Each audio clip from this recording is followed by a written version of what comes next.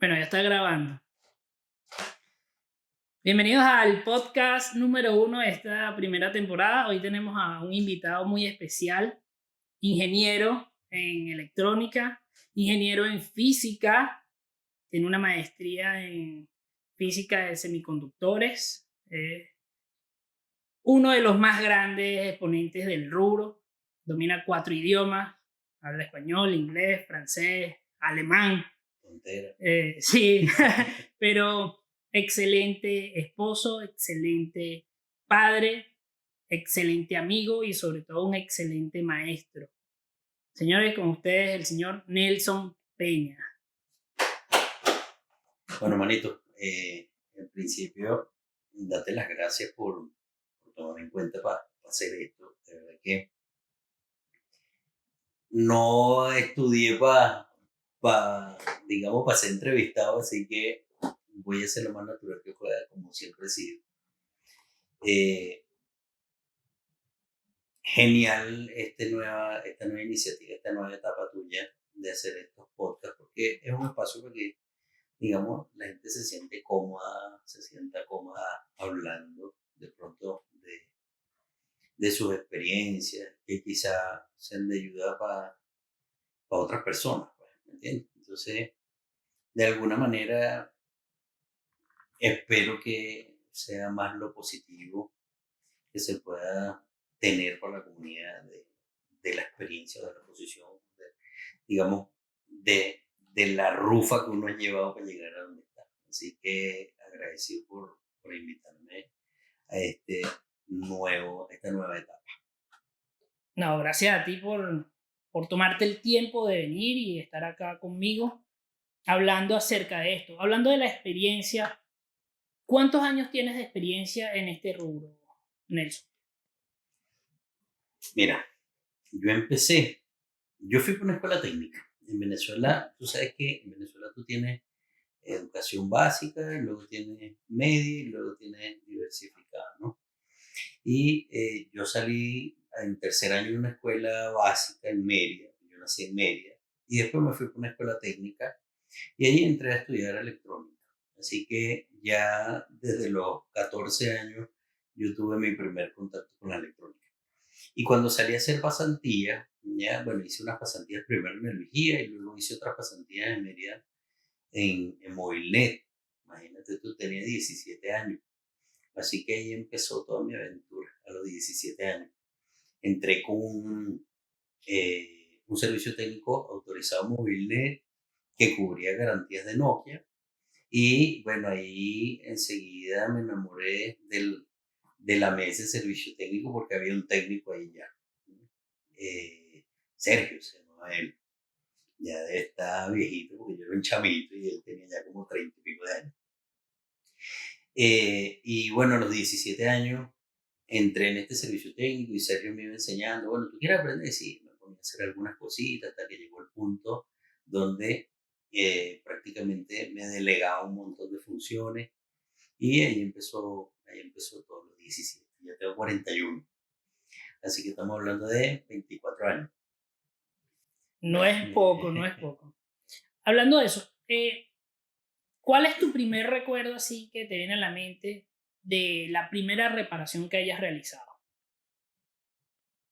Mira, solo reparamos un Nokia 2160 que tenía problema de pantalla y fue así como que, wow, lo hice. Era más el miedo que había de dañarlo, porque antes no era, digamos, la producción en masa que hay ahora. Ahora tú vas a un centro de servicios, si la cuestión no quedó bien, ya sácalo a la mesa, dale otro al cliente o cambia la tarjeta, etc. Antes había que reparar. Así que, bueno, bajo esa presión, ese Nokia 2160 fue bastante entretenido. ¿Cómo se sintió? ¿Cuál fue esa emoción? ¿Cómo lo describirías cuando viste que prendió y que no se había dañado, que no faltó tornillo? ¿Cómo fue eso? Mira, fue como una mezcla de alegría con no lo dañé, algo así, ¿no? Yo creo que fue más escape de presión, como una válvula de presión que se abrió, que la misma emoción en principio, ¿no? Después, claro, te alegras de que la cuestión te quedó bien y todo el cuento, pero en principio fue así como que le das al botón y prendió, quedó bien, vamos a probarlo, después Sergio lo probó y a la larga te alegras porque te queda bien, después viene a otro, te depositan confianza, te sientes más cómodo. Así que a la larga fue como esa llave, ¿no? Esa llave de la puerta de este mundo. Y aquí estamos. Todavía igual, no creas que la presión igual ha cambiado mucho cada vez que sale un equipo nuevo. Ese primer contacto con ese equipo nuevo siempre, claro, ya te sientes un poquito más cómodo, de pronto ya tú eres responsable de eso, al final dices, bueno, si pasa algo, corres con las consecuencias, lo pagas, no lo sé. Pero es una presión que no vamos a dejar de tener en este medio, así que fue como esa primera vez y no se ha terminado. Claro, es decir que actualmente, ya después de 24 años de reparar, cuando haces una reparación, no solamente de celulares, porque no solo reparas celulares, sientes esa misma adrenalina, esa misma emoción de que está funcionando el dispositivo. Claro, imagínate tú que te pongan un dron que no es tuyo, que sea del ejército, por ejemplo, que me pasó. Okay. Nos pusieron un dron en un curso que dimos. Este curso lo dimos al ejército, una división del ejército, trajeron un dron para reparar una cuestión que costaba $25,000. Y imagínate, o sea, no era el cliente, era el cliente. Métete con un dron que no solamente no es tuyo, que vale un montón de plata, sino que además es de un ente del gobierno, es complicado, pues es una responsabilidad enorme. Así que imagínate tú la presión. Yo creo, pero con todo eso, yo creo que la de Nokia era mayor. Claro. Mm. Y en este caso, ¿cómo hace? Normalmente uno como técnico le dice al cliente, le explica los riesgos que conlleva realizar una reparación, por lo menos en placa, y como que hace llenar una forma de que si algo pasa, obviamente el cliente acepta los riesgos, o por lo menos así lo hago yo. En este caso, con el ejército, ¿cómo hiciste? ¿Le dijiste algo así como que si el dron no es reparado o se termina de dañar, usted No, firme no me acá? lleve preso, ¿no? Exacto. No, hermano, mira, yo creo que cada quien sabe hasta dónde puede llegar. En principio, a ver, tú no puedes abrir una reparación con que, mira, si se daña, es tu responsabilidad, ¿no? De pronto eso no genera mucha confianza tampoco para ningún cliente, no importa quién sea. Lo primero es ver qué es lo que hay ahí, ver qué tan complejo es, si lo puedes resolver, si tienes los recursos. Cuando hablo de recursos es que tenga los repuestos, que tenga las herramientas, que tenga insumos para hacerlo, ¿no? Entonces, en principio, bueno, es un shock porque es un montón de plata en la mesa, pero dijimos, bueno, vamos a mirarlo, pues. Y cuando, a medida que fuimos observando, revisando cada una de las partes, te das cuenta que a la larga no era tan complejo el asunto tampoco. Y a pesar de que se lo habían desahuciado en la marca, ¿no? De pronto la marca dice, ya, bueno, cómprame otro, dependiendo de con quién estaba hablando también. Y le dijeron, no, no tiene reparación, así que ya ellos lo traían por muerto. Ahí también es tranquilidad para ti. Y bueno, empezamos a revisar, sacamos el repuesto, como no lo teníamos, sacamos el repuesto de una tarjeta de un computador, o sea, de un PC. A la larga eran un par de inductores los que estaban dando el problema. Entonces dijimos, ya, estos inductores a la larga son inductores, los vas a conseguir en otra parte. Sacamos los repuestos de una tarjeta y lo hicimos funcionar. Y se lo llevaron funcionando y se lo habían dado por muerto y lo arreglamos con un aparato viejo.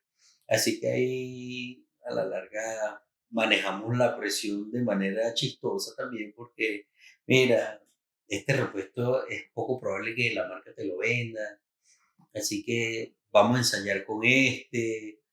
Es probable que funcione, también es probable que no funcione, pero con probar no perdemos nada, así que lo medimos, eran más o menos los mismos valores y se fue volando. Así que no fue bien. Y ahí, pues, obviamente la presión válvula de escape. Yo personalmente nunca he destapado un dron, no sé cómo es por dentro, internamente, pero qué tan parecido es la placa de un dron, los componentes y las etapas que lleva dentro de la placa con la de un celular. Mira, los componentes a la larga son los mismos. Tú abres un drone, tú abres un Nintendo Switch, tú abres un celular, tú abres un computador y te das cuenta que no son muy diferentes. ¿Ya? Es electrónica nada más. Una tiene una aplicación, otra tiene otra aplicación. Tienes componentes pasivos y tienes componentes activos en todos los aparatos que tú quieras trabajar. ¿Sí? Tienes etapas de potencia en todos los aparatos que tú quieras trabajar. Tienes que tener periféricos para que tengas comunicación con el medio exterior en todos los aparatos que tú quieras trabajar. Entonces, a la larga, termina siendo lo mismo en esencia. Cuando te vas a los circuitos varían un poco, pero digamos, no es muy lejos de lo que hacemos. La etapa de potencia cambia un poquito, la comunicación evidentemente es Wi-Fi, digamos, tienes sistemas de control para los motores, que sería, digamos, lo más extraño con relación a un celular. Un celular, el único motor que tiene es el Vibracol, que es una pesa desbalanceada que tiene ahí por hablar de un motorcito. En los drones no, los drones dependiendo de la cantidad de hélices que tenga, pues tendrás controles diferentes para cada uno de los motores. Y estos motores giran en sentido contrario. Pues hay un fenómeno físico ahí, no vamos a caer ahorita, pues vamos a terminar en otra conversación. Y eso sería lo más diferente, pero de resto son muy parecidos. Y cuando vas a ver los componentes que forman parte de ese circuito que es diferente, siguen siendo los mismos, circuito integrado, capacitores, inductores, resistores, transistores, etc. Así que yo pienso que cuando uno le gusta y te metes de lleno al estudio, a revisar, a documentarte, lo que hacemos todos los días, todos quienes están viendo esta entrevista, porque quien está viendo esta entrevista es normalmente el mundo técnico, así que cuando hablo de lo que hacemos todos, me refiero a todos los que están del otro lado de la cámara, es revisar a diario contenido, ¿no? Revisar a diario información, técnica de medición y ya lo demás tiene que hacer solo, ¿no? Análisis, nada más. Un poquito de sentido común. Claro, en mi caso, yo me dedico solamente a reparar dispositivos Apple. Ya, En tu caso, te dedicas a reparar cualquier dispositivo. De hecho, el nombre de la empresa es Los Reparadores. exacto. Reparas lo que sea. Como bien dices, desde un dron, un celular, una guitarra eléctrica o lo que te coloquen enfrente que tenga componentes electrónicos. Exacto. Entonces, cuando te llega un dispositivo, vamos a poner en este caso los celulares, porque es el rubro al que pertenecemos, que es multimarca, un dispositivo que a lo mejor no tienes un plano esquemático, que a lo mejor no tienes información donde apoyarte. ¿Cómo haces? ¿Cómo haces para identificar las etapas? ¿Cómo haces para saber esta es la etapa de potencia, esta es la etapa de radiofrecuencia? ¿Cómo tú puedes lograr identificar esas zonas dentro de una placa que no has visto ni siquiera nunca? De una manera fácil, explícanos de una manera fácil para que todos los que nos están escuchando también puedan de alguna forma u otra decir, me llega una placa y ahora con estos tips y estos consejos que escuché de Nelson, yo voy a ponerlo en práctica, voy a empezar a identificar zonas de las diferentes placas que tenga por ahí guardadas. Mira, hablando concretamente de teléfonos, ¿no? Eh, Nosotros lo que menos reparamos son Apple. Nosotros lo que menos reparamos son iPhone en general, ¿no? Bueno, las Mac, eso ni siquiera se vienen a dar aquí. Pero cuando llegan estos iPhone o cuando llegue cualquier otro equipo, eh, no es tan difícil identificar la zona y lo que voy a decir de pronto pueda sonar loco, pero es así. Lo que gobierna el mundo técnico es el mundo comercial. O sea, cuando tú entiendes cómo funciona el, el, el, el nivel de diseño, o sea, la planificación de un equipo desde el mundo comercial, tú te das cuenta que eh, entiendes un montón de cosas que nunca ibas a entender desde la mesa de un servicio técnico. Por ejemplo, si tú quieres, por ejemplo, tú eres, no sé, Motorola, y tú eres el gerente de, no sé, de mercadeo de Motorola, y dice, vamos a sacar un equipo al mercado. Ya voy a responder la pregunta, ¿no? Lo primero que te van a preguntar es, ¿a qué mercado le vas a apuntar? ¿Quieres sacar un equipo gama alta? Digamos que compita con la línea alta de, no sé, de iPhone, de Huawei, por ejemplo. ¿O quieres sacar un equipo gama media que le llegue al público que tiene un poder adquisitivo menor?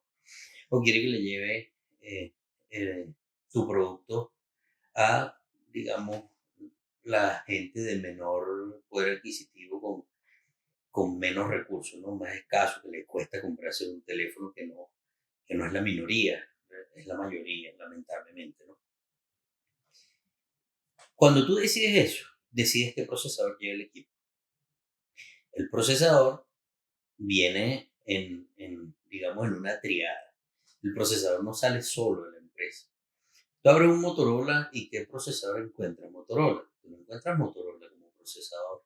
No ahora, antes sí. Tú abres, no lo sé, un Huawei. Te puedes encontrar los Kirin o te puedes encontrar unos MediaTek, por ejemplo. ¿Ya? O abres, no sé, un LG. Te puedes encontrar ahí un procesador Qualcomm, un procesador también MediaTek. Entonces te das cuenta que los fabricantes de procesadores no son los mismos fabricantes de teléfonos. Entonces tú como Motorola dices ya, ¿a dónde quiero llegar? Si quiero llegar a un público, digamos, gama baja, entonces vas a ir a buscar un procesador más económico y ese procesador más económico, ¿quién me lo vende? MediaTek.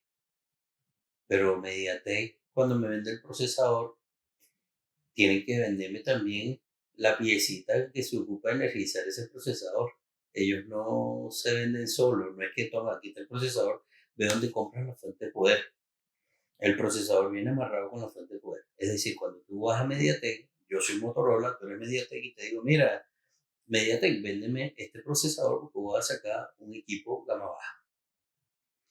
Me vende el procesador y me dice, este procesador que te estoy vendiendo, lo energiza con esta fuente de poder. Pero adicional a eso, entonces tienes un tercer factor. Yo lo llamo los tripochos, que es el transceiver o en el caso de los iPhone, tienes una estructura poquito diferente. No vamos a meter para allá porque entraríamos a hablar del procesador de banda base, etcétera. Que sin embargo también es equivalente porque tiene una marca diferente que la del procesador. Y el procesador de banda base en iPhone también tiene una fuentecita de poder que le da energía. Y cuando vas a ver, los dos tienen la misma marca, o sea que esos dos se venden también como morocho. Entonces, a la larga terminas viendo procesador, fuente de poder y tienes ese transceiver también. Y te lo están vendiendo todo en una triada. Y eso inmediatamente es fácil de identificar. Entonces ya tú identificaste procesamiento, identificaste potencia, identificaste RF, ¿ya? ¿Y qué es lo que te queda? Periféricos. Y los periféricos no lo vas a ir a buscar hacia lo loco. ¿Qué es lo más fácil? Búscalo de afuera hacia adentro, lo más sencillo, lo más complejo. Ya, si quieres saber dónde tenemos, no sé, audio, entonces, ¿audio de qué tipo? Transmisión o recepción, o sea, micrófono o parlante. Cuando va a ver ya el micrófono, veamos el micrófono, veamos cuáles son los componentes alrededor del micrófono y así sucesivamente. Pero a grandes rasgos tú puedes identificar eso en cualquier equipo que abras. Eso es una regla universal que, que se debe entender en este mundo. Tú abres un equipo y ahí tienes que tener una sección de procesamiento que está constituida por el CPU y que obviamente el CPU no almacena, así que tiene que ir a guardar la información en la memoria.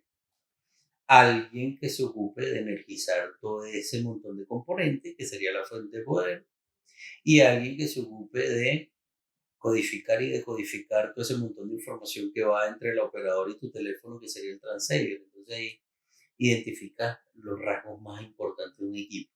Ya lo demás son periféricos. Los periféricos son más fáciles de identificar, ¿no? Cámara, pantalla, táctil, audio. De ahí la cuestión se torna un poquito más sencilla. Perfecto, perfecto. Uno de los tips más comunes para identificar en la etapa de potencia donde se encuentra ese PMIC, esa fuente de poder, es la cantidad de inductores que hay alrededor. Por lo menos es uno de esos puntos así como básicos que uno debería conocer. ¿Qué otros puntos podrías darnos para identificar un área de potencia, aparte de los inductores? Mira, cuando hablamos de potencia, hablamos de grandes cantidades de energía. ¿Sí? Hay que partir por comprender cómo funciona ese tema. Tienes voltaje, ese voltaje es una fuerza que genera un movimiento en los electrones y la intensidad con la que se mueven esos electrones es lo que nosotros conocemos como corriente. La relación entre ese voltaje y esa corriente viene dada por un factor resistivo, es decir, si yo empujo un objeto, ¿ya? Ese objeto va a tener que ponerse en movimiento y se va a poner en movimiento, digamos, más rápido o más lento dependiendo de la resistencia que ofrezca, no sé, el piso, el viento, el peso del objeto. O sea, hay otros factores ahí que juegan como resistencia. En el mundo eléctrico, la resistencia eléctrica sería realmente el factor que nosotros vemos. Entonces, el voltaje debiera generar proporcionalmente una corriente. El que sea o no sea así, o sea, que sea tanto voltaje, tanta corriente, va a depender de la resistencia. La resistencia, normalmente, a que esos electrones se muevan, impide básicamente que se muevan esos electrones. Pero hay un principio que se llama principio de conservación de la energía. Eso es inviolable aquí y en cualquier parte del universo. Es que la cantidad de energía que se produce es finita, es única. Entonces eso no puede desaparecer así de la nada. Bueno, pues yo le metí un voltaje, ¿por qué tan poquita corriente? Y el resto de la energía que se hizo. Eso tiene que disiparse en calor, que es la forma común como nosotros en electrónica vemos una transformación de energía. Entonces ese calor lo puede soportar una piecita así, o lo puede soportar una piecita así, o lo puede soportar una piecita así. Entre más grande sea el área que tú tengas en tu componente, mayor cantidad de calor vas a disipar. Eso es lo que se llama potencia disipada. Entonces, ¿a dónde voy? El tamaño de los elementos, en especial los inductores, habla de la cantidad de corriente que ellos manejan. ¿Por qué? Porque disipan grandes cantidades de calor, ¿no? Entonces, entre más grande el componente, tienes una mayor potencia disipada. Ahí eso es un indicativo inequívoco de que estás hablando de una sección de potencia. Los capacitores de gran tamaño tienen otra modalidad, o sea, los capacitores de gran tamaño responden a otra cosa, a la capacitancia. La capacitancia viene dada, perdón, por varios factores. El tipo de dieléctrico que tengas allí, la distancia a la que están separadas esas placas paralelas, el área de la placa, ¿me entiendes? O sea, literalmente hay un montón de factores que juegan allí con la capacitancia y del voltaje que pueden soportar. Entonces, ellos también van incrementando, pero no en función de la potencia disipada, sino en función de la capacitancia. Y cuando tú tienes secciones de potencia, tú tienes que filtrar esos voltajes que vas a generar allí, y eso se hace en capacitores que van creciendo de tamaño a medida que vas creciendo en voltaje. Y normalmente alrededor de las secciones que manejan potencia, que manejan grandes cantidades de corriente, vas a conseguir inductores de gran tamaño y capacitores de gran tamaño. Así que esos son inequívocos para identificar una sección de potencia. Esa no se pela. Genial, genial.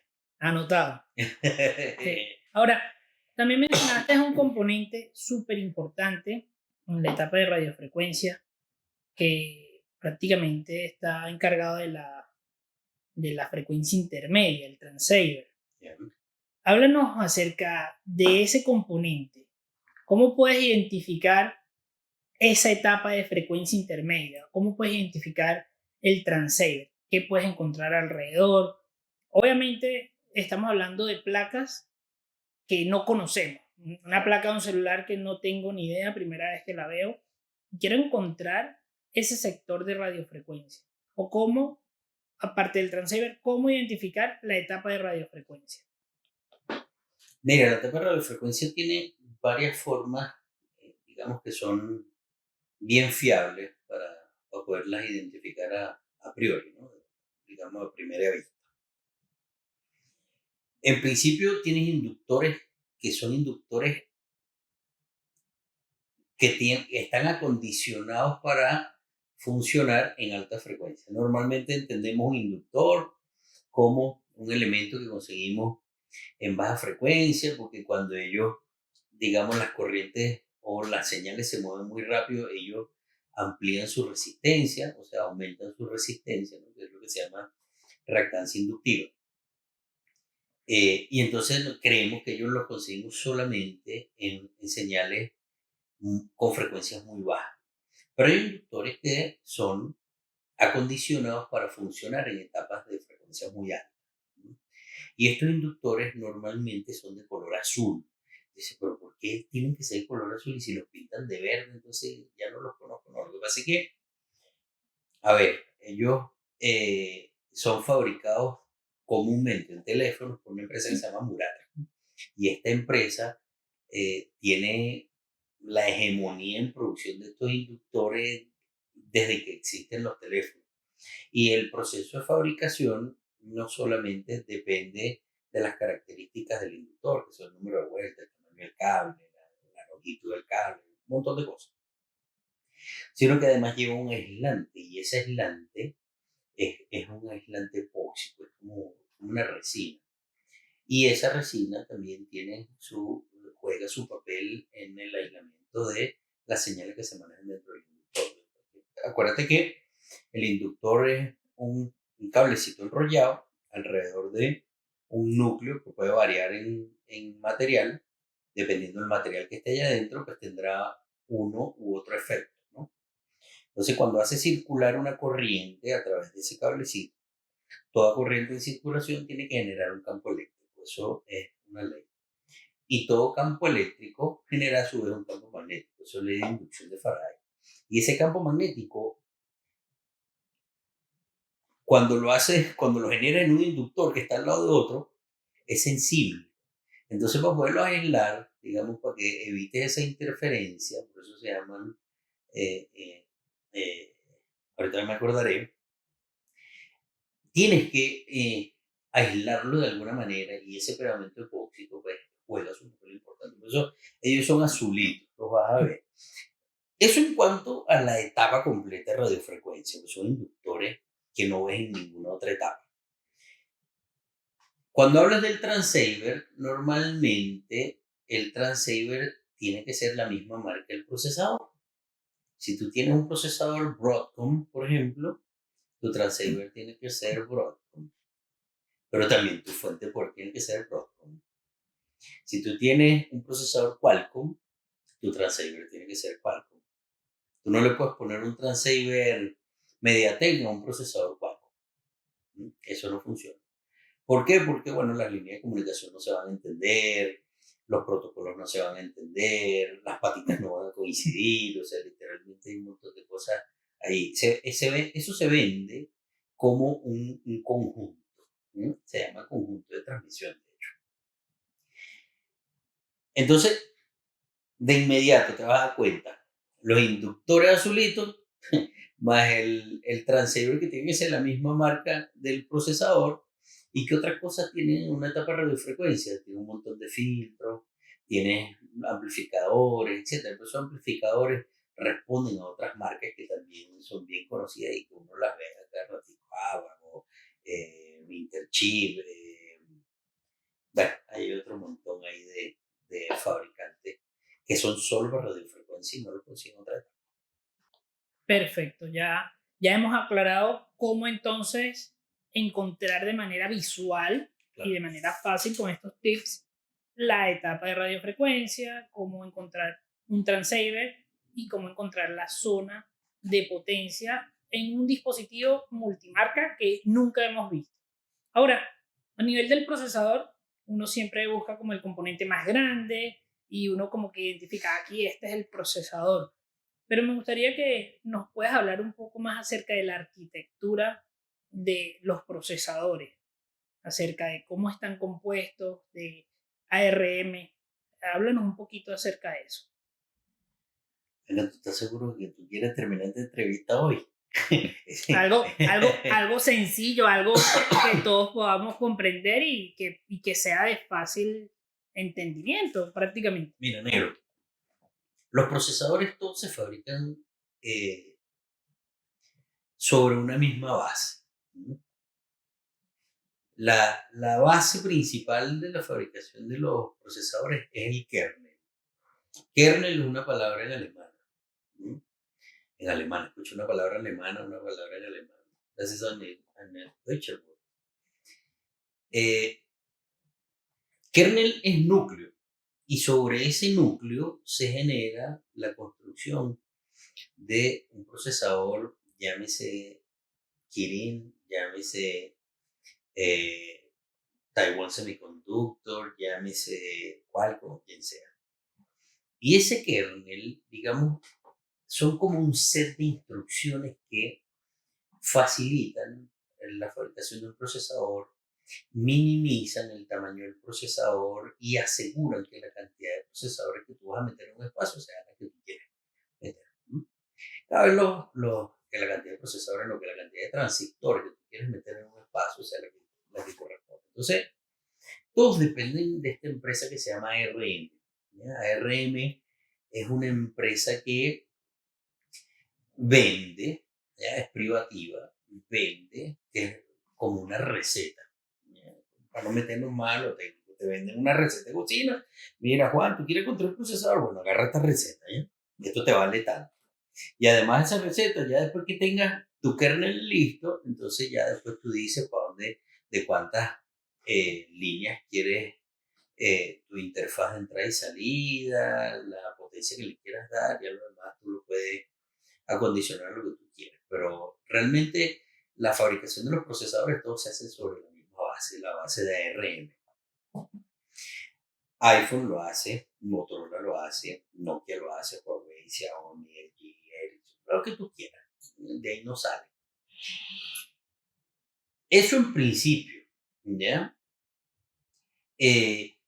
A la larga, los sistemas de procesamiento son todos iguales. Tienes que tener un montón de instrucciones que hagan, digamos, las cuentas dentro del procesador, circuitos de entrada, circuitos de salida, circuitos de alimentación. Eso es lo más sencillo, digamos, desde el punto de vista arquitectónico de un procesador. ¿Cómo los reconoce? Bueno, normalmente los fabricantes de procesadores son conocidos. Y no tampoco es que es una gama incalculable de procesadores. Los conocemos. MediaTek, Qualcomm, Kirin, Snapdragon, que son los que hace Samsung, los Taiwan Semiconductor, que son los que hace Apple. O sea, a la larga, bueno, los de Apple son privativos, pero los otros no. Entonces tú consigues Qualcomm en un Sony, o consigues Qualcomm en un Huawei, o consigues Qualcomm, ahora no por el tema de los gringos y los chinos, pero anteriormente tú abres un Huawei y consigues un Qualcomm, aún consigues MediaTek dentro de los Huawei. Abres un LG, consigues Qualcomm, Motorola también usa Qualcomm. Entonces, a la larga, los fabricantes de procesadores son independientes de los fabricantes de teléfonos. De hecho, los fabricantes de teléfonos ni siquiera fabrican sus teléfonos. Ellos diseñan. ¿Ya? Ellos están en una oficina igual que la que tienes tú, con un computador, diseñando. Y una vez que ese diseño esté listo, entonces empieza la comercialización. Mira, fulanito, necesitamos un procesador con esta característica. Evidentemente, el equipo le vamos a poner, si tienes el procesador, un procesador que sea capaz de manejar una pantalla, no sé, de 3080 por resolución 4K, por decirte algo. De tu procesador, evidentemente no puede ser un procesador simple, tiene que ser un procesador más elaborado. ¿Ya? Pero si un procesador elaborado no solamente podemos procesar la imagen 4K de la pantalla, sino que también le podemos poner una buena cámara, también le podemos poner unos sensores bien interesantes, ¿me entiendes? Que le dé valor al equipo. Pero si tú quieres lanzar un equipo barato, entonces busca un procesador con características, digamos, más discretas, por así decirlo, ¿no? Y evidentemente tu pantalla terminará siendo más discreta, tu cámara terminará siendo más discreta, etc. Pero los procesadores son todos igualitos y son los mismos. Qualcomm, MediaTek, Kirin, Snapdragon, así que son fáciles de identificar. Y si tienes un procesador Snapdragon que hace Samsung, ¿de qué marca tiene que ser tu fuente? Samsung. ¿En qué marca tiene que ser tu Transceiver? Samsung también, ¿no? Ellos tres, esos son inseparables. Perfecto, perfecto. Con esto que mencionas acerca de reparar drones y reparar este tipo de dispositivos de todas las gamas que existen, ¿cómo haces para mantenerte al día en el mercado? Yo, por ejemplo, que estoy exclusivamente reparando iPhone, todos los años sale un modelo nuevo y uno tiene que mantenerse actualizado.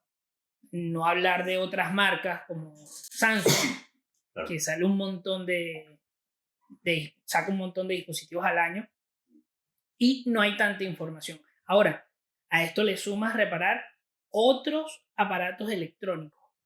¿Cómo lo haces para mantenerte al día o ni siquiera estás al día con esas actualizaciones, sino que te mantienes firme en las bases electrónicas? ¿Cómo es ese proceso?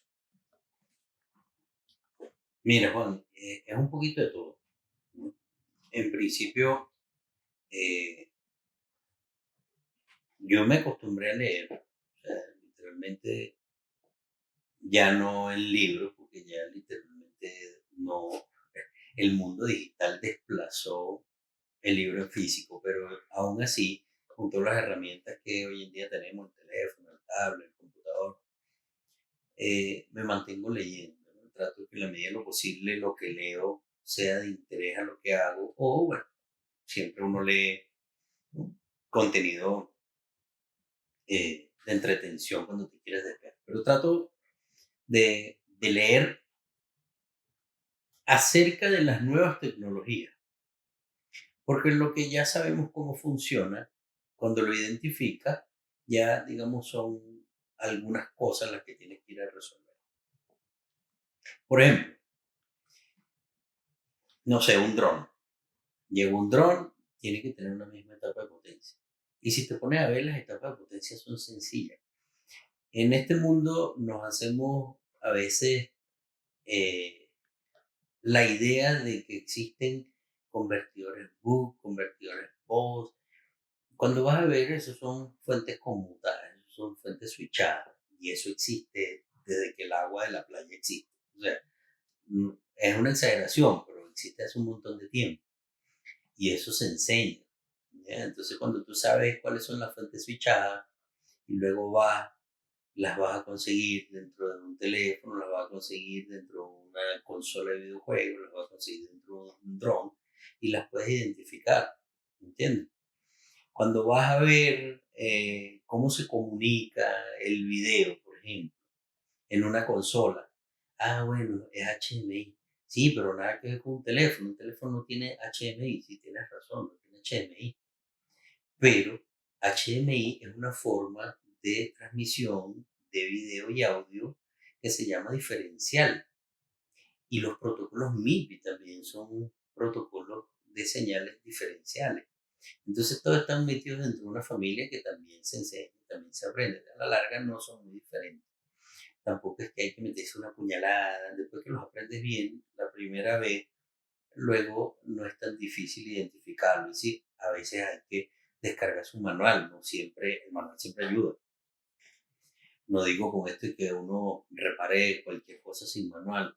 No, a veces necesita saber de dónde a dónde, o una conexión, o a ciencia cierta cómo o cuántos componentes están involucrados, o cuáles componentes están involucrados en el circuito, pero En esencia, la mayoría de las veces las puedes resolver sin documentación. Y los drones no son excepción. O sea, cuando entiendes cómo funciona, ya luego es más sencillo identificar. Yo te invito a todos los demás, abre un Nintendo Switch y verás qué es lo que hay adentro. Una batería de 3.7 voltios hasta 4.4, ¿te suena? Claro. un celular, ¿no? Claro. Entonces tienes un puerto C para carga, ¿te suena? Y cuando vas a ver, tiene un circuito integrado de carga, tienes igual sistema de control para los periféricos, claro, tienes un procesador que es más exigido porque tiene una gráfica más importante que la que tiene un teléfono, pero lo resuelves con un disipador, entonces, un disipador literalmente un fan cooler.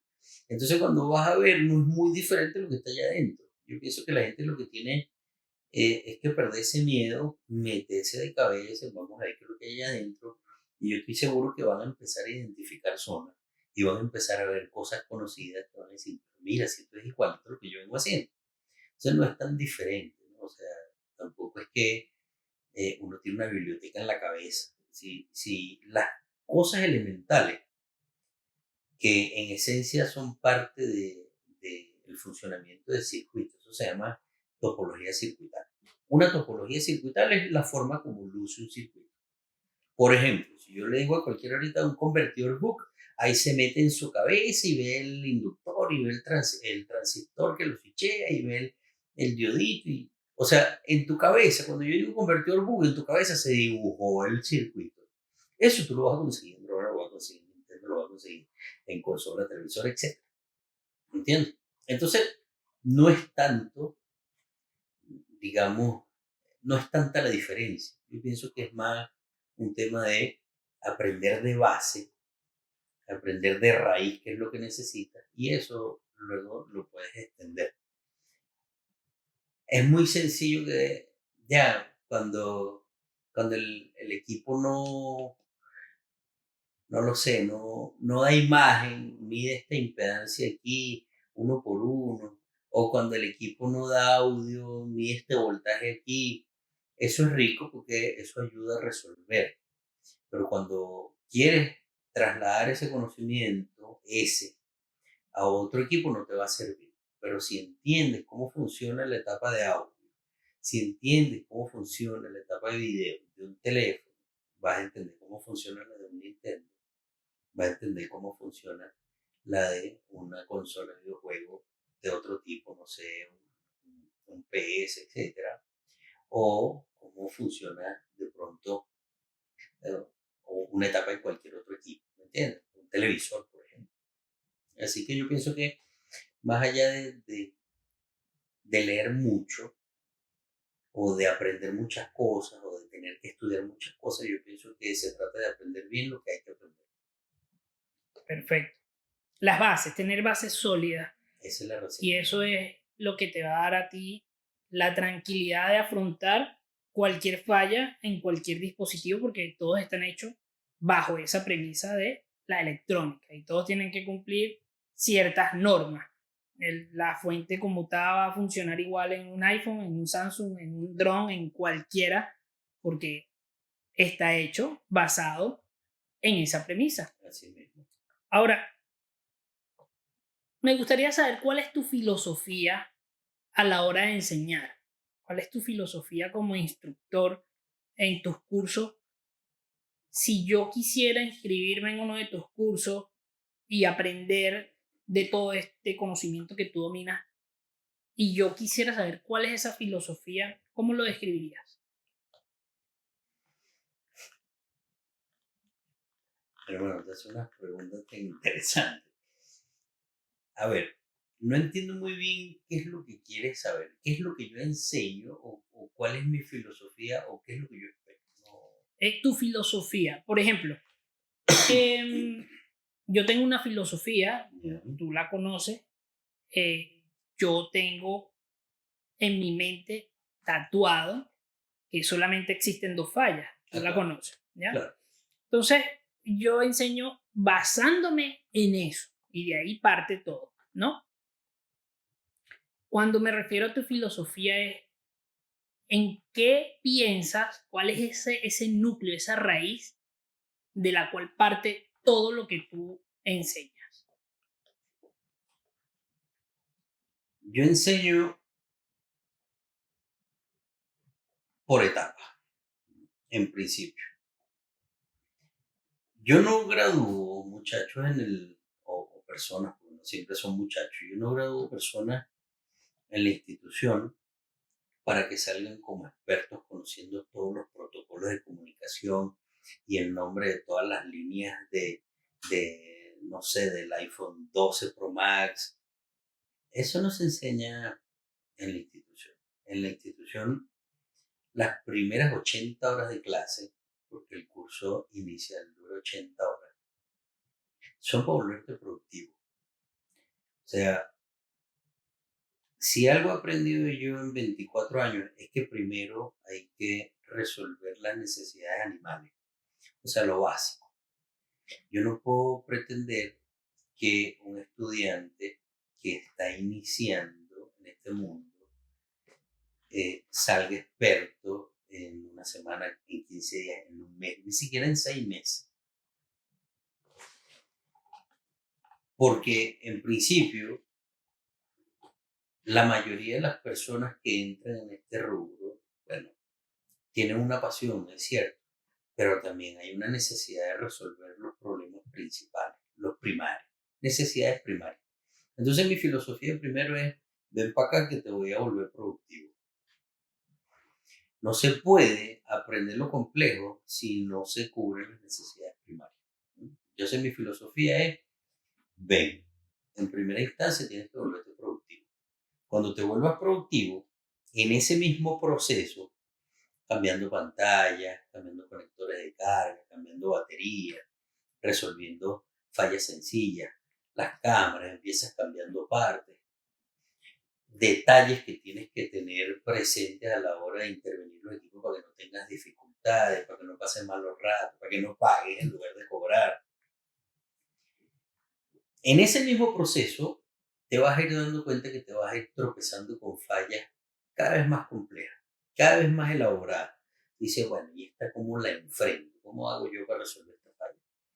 Allí, tú mismo te vas a dar cuenta que necesitas estudiar otro montón de cosas. Y cuando te des cuenta que tienes que estudiar ese otro montón de cosas, es cuando entras en una segunda etapa. ¿Quieres saber realmente cómo es el funcionamiento de la etapa de imagen en un iPhone? Ok, primero tienes que aprender esta base electrónica, protocolo. Tienes que saber cómo se alimenta, tienes que saber cómo se controla. Entonces, si tú entiendes esa base electrónica, ahora sí podemos prender los osciloscopios. Entonces, literalmente mi filosofía es una filosofía que tiene que empezar por lo sencillo, vuélvete productivo, empieza a hacer plata para que llegues a tu casa. Cuando te tropieces con esa falla, de hecho, salen del curso básico, que son 80 horas un mes, todos los días dándole duro, 4 horas diarias. Después que salen de ahí, ellos salen directo a trabajar. Yo no acepto estudiantes saliendo del básico a ser un avanzado, un intermedio, mucho menos un avanzado, porque no han tenido calle. Entonces tienen que tener ese enfrentamiento con la realidad, con los equipos, con el equipo que no encendió, con el que enciende y se apaga, el equipo loco que desarmaste y armaste y no volvió a encender. O sea, cuando vayas a ver, cuando te tropieces con esas cosas, ok, ahora sí, desde esa experiencia, ven, vamos a darte la base de electrónica que necesitas y finalmente, bueno, vamos a ver realmente cómo funcionan las cosas. ¿Entiendes? Pues no le puedes prender un osciloscopio hacia la gente y decirle, ya, bueno, cuando mides aquí, mides, no sé, esta señal. Pero no se entiende realmente qué es lo que está pasando allí. ¿Me entiendes? Sí, si jugamos a si esta está bien, si no esta está mal. Eso está bien para producir, pero esa etapa ya se tuvo que haber pasado en el básico, por lo menos desde la experiencia de lo que yo enseño. No puedes prender una fuente de poder y decirle si te da 3 amperios está en corto, si te da 0 amperios está abierto. Entonces tiene que tener una explicación previa, qué está pasando ahí. Entonces, primero los hago productivos, los hacemos, porque no soy yo solo además, como un equipo en los reparadores. Y segundo, ya después de que te vuelves productivo, bueno, ven para que aprendas bien. Pero lo primero es aprender. Pues nosotros empezamos de cero. De pronto el perfil de estudiantes que tienes tú, que tienen otros compañeros que se dedican a dar clases, es diferente al perfil que yo recibo. El perfil que yo recibo es, mira, puedo tener un chamo y que sea ingeniero de electrónica y al lado puedo tener un maestro de obra y en la otra esquina hay una señora que cose a ese nivel. Y los tres salen reparando, ¿ya? Claro, no son los expertos, no van a ser los expertos y la expertise solamente la da el tiempo y la práctica, bro. Eso no lo enseña a nadie. Si, bueno, pero es que después de 6 meses todavía siguen cambiando pantalla, eso va a depender de lo que quiera cada quien. Eso tampoco lo puedes controlar, ¿me entiendes? ¿Cuál va a ser tu modelo de negocio? Yo he tenido chamos en clase aprendiendo qué tiene que vender. Mi profesor, yo vine porque usted me enseñe cuáles son las pantallas que yo tengo que comprar. No, porque este curso no está hecho para eso. No, pero es que yo voy a montar mi negocio, voy a poner una persona ahí a reparar. Bueno, ve acá, yo te voy a enseñar todo el proceso. Y en ese proceso tú vas a encontrar esa información. ¿Me entiendes? Entonces a la larga va a depender del modelo de negocio de que cada quien quiera. He tenido chamitos que a la mitad del curso demuestran ser súper buenos, enormes, y otros que, bueno, como en todas partes, no, no somos moneda de oro para que todo el mundo esté de acuerdo contigo o le guste lo que tú das o la forma como lo das. Otros que se sientan del primer día, voy a desbloquear teléfono, no voy a desbloquear, pero es lo que yo quiero, entonces este no es el curso para ti, ¿me entiendes? Así que, bueno, depende de muchas cosas. Esa es mi filosofía, pero no cambia en función de lo que la gente quiera. Claro, y además, como tú dices, tienes una metodología de enseñanza totalmente distinta a lo que estamos acostumbrados Claro, actualmente en este rubro. Me refiero a cursos de 5 días. claro. Eh, Estamos hablando de que tu curso dura un mes. Dura un mes presencial, ¿no?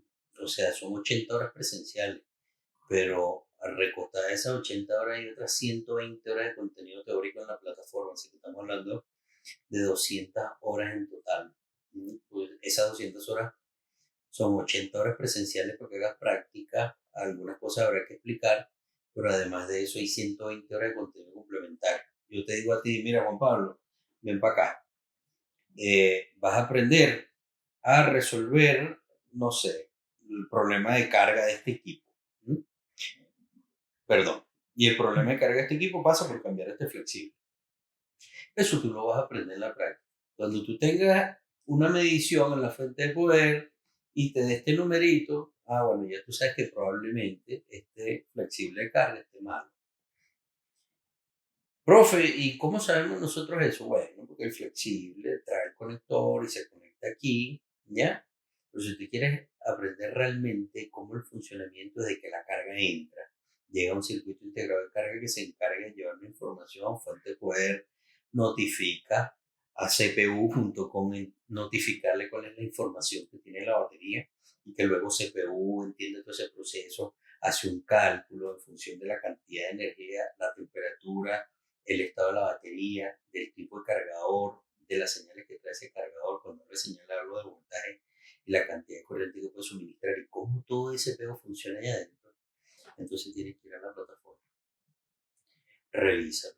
Literalmente, estamos haciendo ahorita unos cambios para ponerle, bueno, esta es la práctica, así es como lo resuelve. ¿Quieres saber cómo funciona realmente, en esencia? Bueno, tienes que ver este contenido. ¿Me entiendes? Porque es la única forma de que tú puedas complementar. Si tú sientas a un chamo allí y te pones a explicarle todo ese montón de información que no es trivial en clase, 30 minutos después su cerebro se va a apagar. Acto seguido, sus ojos se van a apagar. O sea, literalmente lo va a dormir. Y después de eso, es difícil que tú le hagas entender a una persona que tiene que entender eso si realmente quiere aprender. Pero como el objeto de esa primera etapa es hacerlo productivo, entonces ve acá, ¿cuánto te dio? Te dio 0. Bueno, entonces vamos a revisar el conector. Se cambia así, sabes que tenés que abrir el equipo así, que saca ahí estos tornillitos aquí, este flexible lo vas a ir a buscar, vamos para el comercio, este se pide así, chévere, lo pusiste, cargó, sí, cobra. ¿Mm? Entonces luego está la práctica. Ah, ¿quieres saber entonces? Chévere, ahí está. Siempre está disponible y es ilimitado. ¿No lo quieres aprender? Te lo acabo de decir, va a depender de cada quien. Hay gente que lo ve, gente que no lo ve, pero realmente eso es lo que ofrecemos, 200 horas. Increíble, increíble. Bueno, ahí en pantalla están apareciendo tus redes para las personas que le interese adquirir uno de los cursos más completos de este rubro, 200 horas. 200. En la parte digital estamos hablando más que nada de la parte teórica de electrónica, donde explicas el porqué de las cosas. Y en la parte práctica ya tendría que ser presencial, tendrías que estar acá en Chile, en dado caso, o tienes algo de práctica de manera digital. No, es que a ver, allá hay contenido que respalda las prácticas también, porque nosotros hemos tenido una experiencia bastante interesante aquí en Chile, que es el hecho de que el tiempo es demasiado precioso. ¿Mm? Cuando digo precioso no es de bonito, sino preciado, pues, valioso. Entonces, en ocasiones hay personas que no pueden asistir, se les complicó el día de trabajo, X circunstancia no puede asistir a clases. Bueno, esta práctica ya que se dio el día de hoy, que tú no viniste, donde se cambió la pantallita del iPhone, también está ahí. Entonces anda, revísala, ves cómo se hace y mañana lo discutimos y en la siguiente práctica, entonces tú lo puedes poner en práctica. ¿Me entiendes? O sea, literalmente, Brutal. ahí no hay pelo. Si no vienes, no vengas. Allí está la clase y el día de mañana lo discutimos. Así que también la práctica está grabada ahí. Genial. Otras 40 horas. Sí. O sea, Tú, son 200 horas, pero además de eso están las otras 40 horas de la práctica. Entonces, realmente son el soporte, 40 horas, son 240 en total. claro, una locura. Sí, pero bueno, no esperamos tampoco que sea menos, ¿no? Qué bueno, qué bueno. Eh, una de tus características y que me encanta es que eres súper puntual. Y además acabas de mencionar algo, el tiempo es muy preciado. Mm. En este mundo de la reparación, eh, hay veces que nos apoyamos con un montón de trabajo, con un montón de cosas que hay que hacer. En tu caso, eres padre, tienes que atender la tienda, tienes un montón de cosas.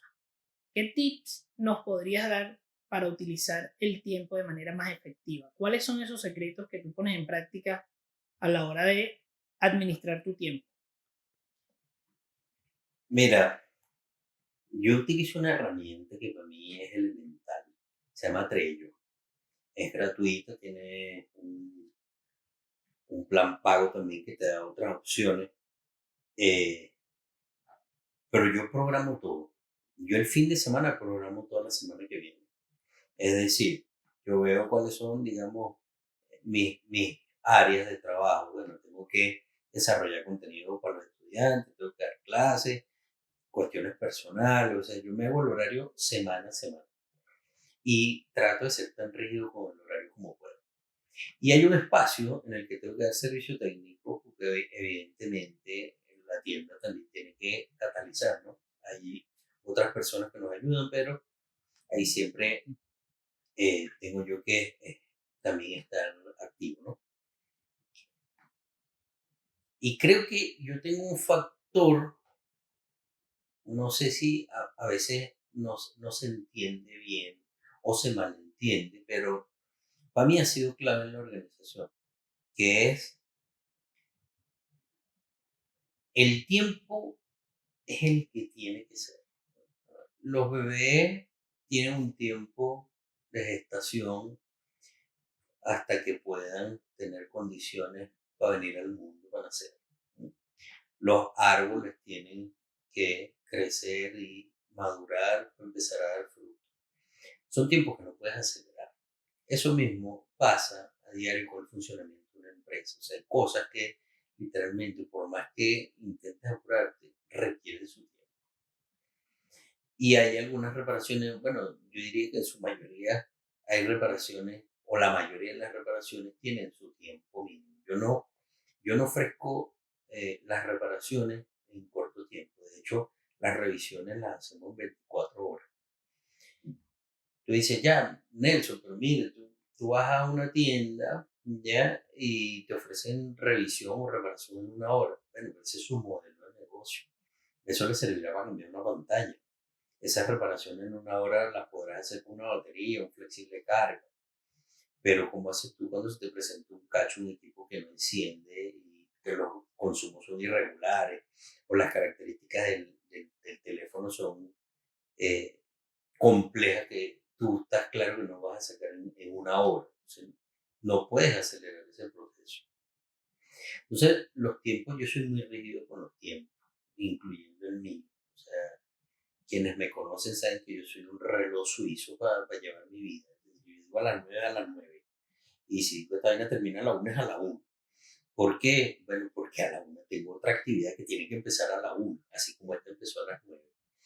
Y eso mismo lo hago con las reparaciones. Si yo le digo a un cliente, mire, véngase el lunes a las 3 de la tarde, su equipo está listo, ese equipo tiene que estar listo el lunes a las 3 de la tarde.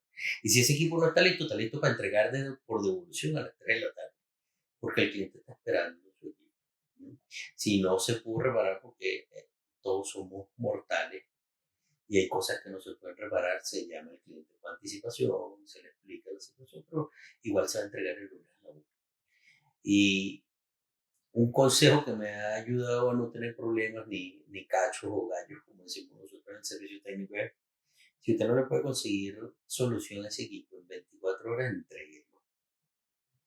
Si pasan más de 24 horas, imagínate un segundo episodio donde lo tengas que entregar sin reparación. Entonces ya no solamente te pasaste las 24 horas, sino que después de 48 horas vas a tener que decirle al cliente que no tiene reparación, es un cliente menos, ese cliente no va a volver más nunca. ¿Mm? Cobra lo justo. Pues si cobras poco, nunca te va a faltar el trabajo, pero siempre te va a faltar la plata.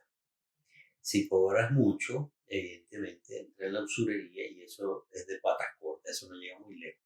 La gente se da cuenta. Pero si cobras lo justo, realmente lo que vale ese trabajo, entonces siempre vas a tener buenos clientes. Si entregas a tiempo, vas a tener los mejores clientes y además de eso, pues vas a poder mantener tu negocio funcionando. Pues si tu negocio no es productivo, no funciona. Así que eso es rígido conmigo. Brutal, brutal. Una pregunta que me lleva dando vuelta es, ¿qué es lo último que has estado estudiando o que has ido aprendiendo actualmente? Bueno, pero orientado al servicio. Eh, en realidad lo que sea. Últimamente he estado estudiando un poco de psicología. Okay. Tengo unas condiciones por allí que me han llevado por ese rubro. Me gusta la cocina también. Uh-huh. Soy bueno para cocinar, por eso no bajo de peso. Yo soy un gordo feliz. No tengo problemas de salud y eso es lo que me mantiene feliz. No porque soy feliz, porque no tengo problemas. Eh, y desde el punto de vista, digamos, técnico, desde el punto de vista eh, tecnológico, por así decirlo, estamos desarrollando aplicaciones. Entonces, estamos metidos por ese camino, complementando un poquito el área de programación. Ya yo sabía mis cositas de programación, pero evidentemente cuando quieres desarrollar una aplicación ahí te toma tiempo aprender, te das tu coñazo, no sé si esto se puede decir, pero bueno, si no lo editas, este, para que la cuestión funcione, ¿no? De electrónica, para serte sincero, poco. Cuando tengo que dar una explicación acerca de un iPhone, me toca estudiar iPhone. Yo de iPhone no reparo todos los días. Si tú me preguntas ahorita cómo se llama la línea que lleva, no sé, el control del CPU a la pantalla, no tengo ni la más mínima idea, pero sé cómo funciona la vaina.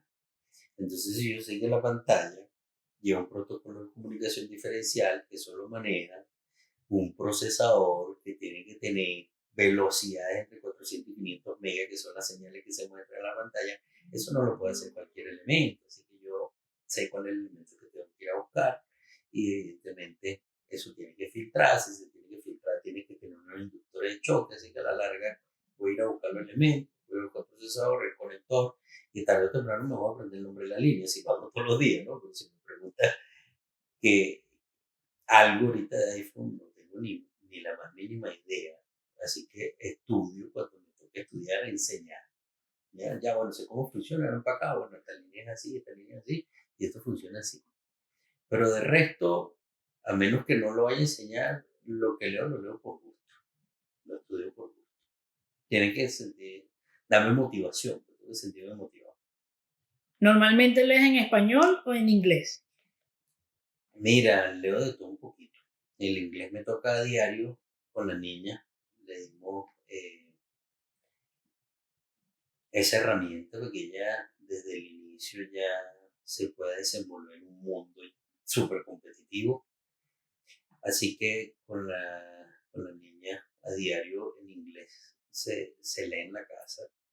Lo que leo, si se me presenta en inglés, lo leo en inglés, o leo en español, o leo en francés. Así que depende de lo que lea también, ¿no? O sea, cuando hablo de leer en francés, que leo en francés? Cocina, me gusta cocinar. Y mejor cocina que la francesa, la de Mérida nada más, ¿no? Pero eh, tengo unos libritos bien interesantes en francés de cocina. Cuando hablas de programación, la ciencia toda está en inglés. No importa que tú seas polaco, tú haces ciencia, haces electrónica, programación, eso está en inglés. Así que no tengo problema con eso, gracias a Dios. Está burda aburrido. Te pregunto, ¿a quién te gustaría ver acá en este podcast y por qué? Mira, Aviana Givel. No. Del rubro, del rubro. Ah, ok, Sí. ok. Este. No lo sé, bro. O sea, no tendría una preferencia. Sé que vas a tener un montón de chamos aquí sentados o entrevistas, digamos, telemáticas con las personas que no estén aquí en Chile y que todas van a ser súper entretenidas, pero o sea, si me pides un nombre así, no se me ocurre a nadie, sobre todo menos de aquí de Chile. Ya. Te pregunto ahora, ¿cuál sería esa lección más grande que te ha dejado el servicio técnico? Y con eso despedimos el podcast porque ya se cumplió la hora. Mira, la lección más grande que me ha dado, perdón, la lección más grande que me ha dejado el servicio técnico es no te alejes tanto del origen. Yo me fui a estudiar un montón de cosas, por curioso. Yo empecé en el servicio técnico a los 17 años. ¿Cómo terminé? ¿Cómo rayos terminé en una escuela de física? Por curioso. Y me alejé tanto del origen, cuando hablo del origen es del origen de esa curiosidad, que terminé invirtiendo tiempo, estudiando cosas que me iban a llevar por otro camino.